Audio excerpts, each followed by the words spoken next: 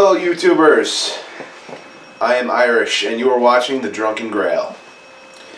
Today we are being dumb. Today we're going to be doing something that both disgusted and intrigued us while we were surfing the net.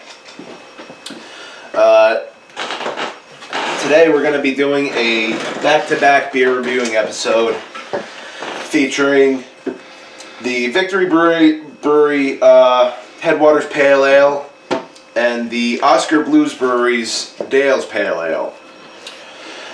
Dale's is boasting a 6.5% alcohol by volume, while Victory Headwaters Pale Ale is boasting a 5.1% alcohol by volume.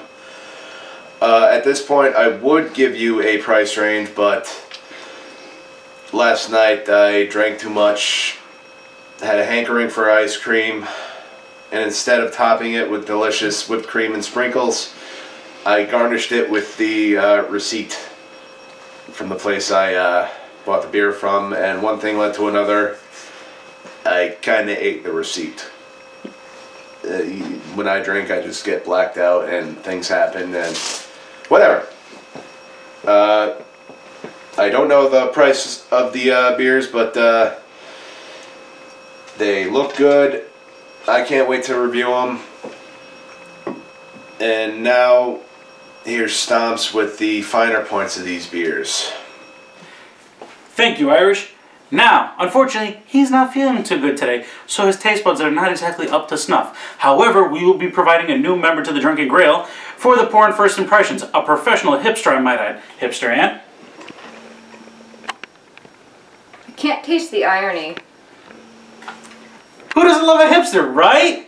Nobody likes hipsters! On to the Pouring First Impressions.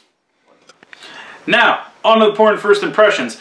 I will be doing the Pouring First Impression of the Victory Pale Ale, while Hipster Ann will be doing the Pouring First Impressions of the Dale Pale Ale. I mean, come on, it kind of makes sense. So, if Irish will finally give me the damn beer, I can get on with this. God damn it. Son of a bitch. Hey,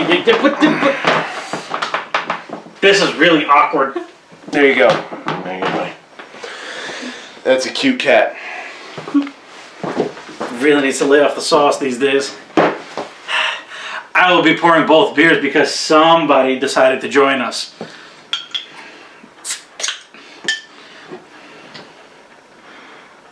Alrighty, nice golden color as to be expected by a pale ale. Nice and frothy. And I can pretty much smell the hops from now, so that's a really good indicator. And yes, despite it being in a can, you're supposed to pour it in a pint glass. I don't know where that myth came where you're not supposed to. Yes, drinking out of a can is the lazy way, but the correct way. And don't be confused, just because it's in a can does not mean it's a bad beer. Other beer companies have established that negative stereotype, and we're against stereotypes. Alrighty. Oh, here you go. Thank you. Stay away. Stay away. I'm getting a nice copper color and a lot of bubbles. How about you? This one's a little bit deeper than yours. It's it has a nice like clearness to it, which actually sometimes isn't that great, but it's a fair amount of carbonation. I don't know, based on the color and the pour and the froth, like even though it's out of a can, I'm pretty somewhat optimistic about it. I don't know. Here's a comparison. As optimistic as I can be, I guess. Down dog. As a comparison, my glass already fogged up, but the other one has not. But the colors are pretty much close to each other. So, time to take the first sips. Hoppy. Very hoppy. I could have easily confused this as an IPA. It's kind of up there.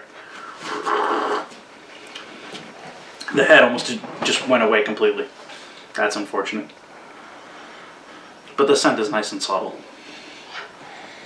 I still have a nice head going on there, and it has a nice lace to it also. Definitely a fair amount of hops, more so at first than on the second sip.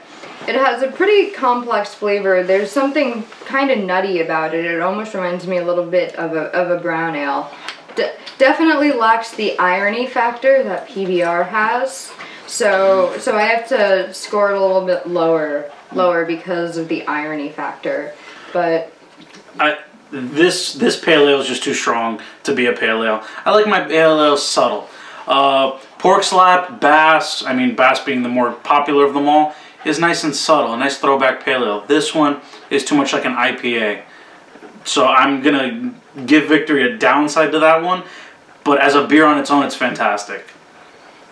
This one's good for a pale ale. I've had pale ales like what you're describing with that one, where it's a little bit too much on the IPA. This doesn't have that same bitterness and dryness that can be off-putting to some people about the IPA. So it's a good, just relax, just chill, just chill beer. And both beers were $9.99 a six-pack, so they're not terribly expensive.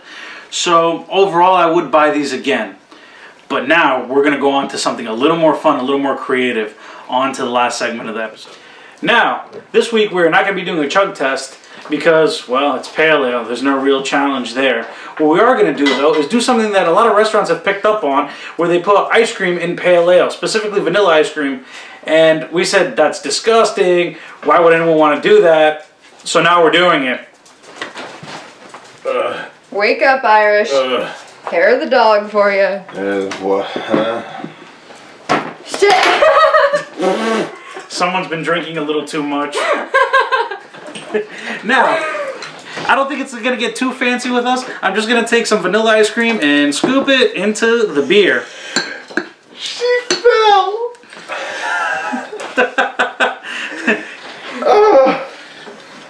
I don't know what's going on. I'm putting ice cream in beer. Okay. Ugh. Get in there. There we go. Worst beer float ever. I don't even know what to call this concoction. But I'm totally seeing double right now. well, at least it makes the head look interesting.